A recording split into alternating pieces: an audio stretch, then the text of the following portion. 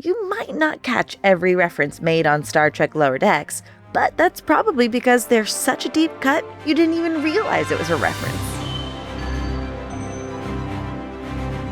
References on Star Trek Lower Decks go hand in hand with the storytelling, and either you're in on the joke or it beams right over your head. But chances are, if it's being talked about on a USS Cerritos, there's an oddly specific Star Trek reference being made. So let's rank some of our favorite Lower Decks inside jokes, from the most obvious to the most obscure. The entire Twovix episode. Lower Decks has a lot of reference for Voyager, as should we all. Oh my god, we get to do something on Voyager! This is perfectly exemplified when Boimler goes full fanboy over a visit from Tom Paris, desperate to get his collector plate signed. And I'm not gonna lie, I want one now too. But the Season 4 premiere kicks things up a notch with Twovix, when the Cerritos is tasked with ferrying the museum-restored USS Voyager to Earth before its permanent orbital installation. Like Ransom says, "It's Voyager. Got freaky." And this episode proves it. Macroviruses, animatronic salamanders, Michael McKean's fear, Chaotica. If it happened on Voyager, it's here. Best of all, we get a Twovix sequel on steroids. It's a Russian doll of inside jokes and callbacks. I miss my wife. But none so obscure that fans aren't in on the fun. And that's why we rank this entire episode as Ensign. If you know Voyager, and let's face it, most of us do, you're keeping up with the show as it celebrates one of Trek's most delightfully weird chapters. The most important person in Starfleet history. In the Season 1 episode, Temporal Edict, we flash forward to a classroom in the far future where Miles O'Brien is hailed as the most important person in Starfleet history. Chief Miles O'Brien. Wait a minute, this guy? The most important in all of Starfleet history? When we first meet Miles O'Brien on The Next Generation, he's mostly just another background character running the transporter and adding the occasional quip. But when Deep Space Nine rolls around, we really get to know him. Suddenly, O'Brien isn't just pressing buttons, he's the guy who keeps the station running against impossible odds. A veteran carrying scars from the Cardassian War, a husband, a dad, and the working class heart of Starfleet. He was more than a hero. He was a Union man.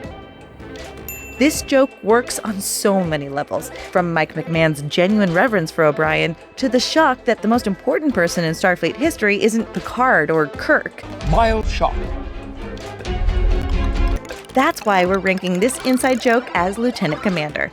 Either you totally get it, or you totally don't. Cordry Rocks. In the Season 5 episode Upper Decks, Commander Billups announces that his team has refilled the Cordry Rocks in the bridge ceiling panels. My team refreshed all the Cordry Rocks in the ceiling panels on the bridge. He even dives into a full technobabble explanation of why they're supposedly vital to the ship's systems. Well, their non-centrosymmetry disrupts the charged leptons in the isolinear pathways of the main deflector, which then causes... I trust you have it in hand. For longtime fans, the mention of rocks in ceiling panels is a huge payoff, especially if you're still shaking your head at the debris that killed Captain Rachel Garrett in yesterday's Enterprise. What started as a practical effect from TNG's art department has now been canonized, transforming an old production quirk into an in-universe necessity. We're ranking this one as Commander.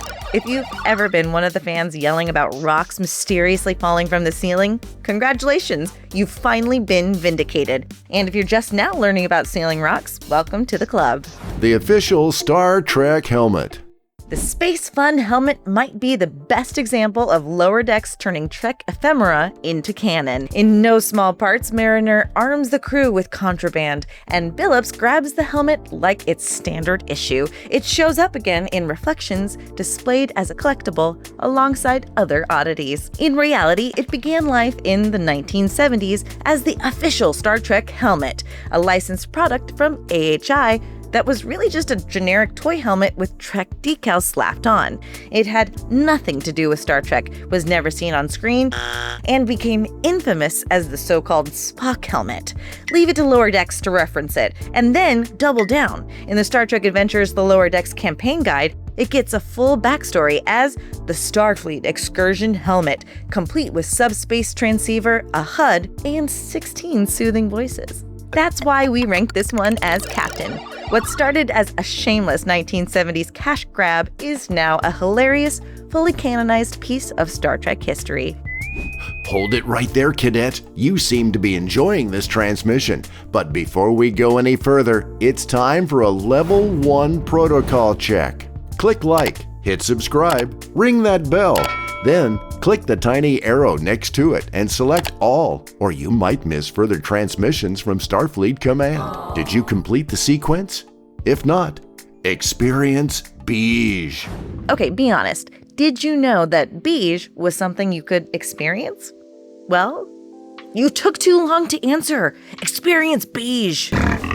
Sorry, I'm getting ahead of myself. Experience beige is the phrase barked over and over and over again in the VCR board game Star Trek The Next Generation, a Klingon challenge. Experience beige. Experience beige. Experience beige. Experience beige. Experience beige. The renegade Klingon Kavak hijacks the Enterprise D with the goal of starting a war on Kronos. VCR board games had a brief heyday in the 80s and 90s, and if you were one of the lucky few to play this one, you got to experience beige firsthand. Experience beige. In the Lower Decks Season 5 episode, A Farewell to Farms, 2 Klingons nearly crash their air cycles and scream, "Experience beige," at each other. Experience beige! You experience beige!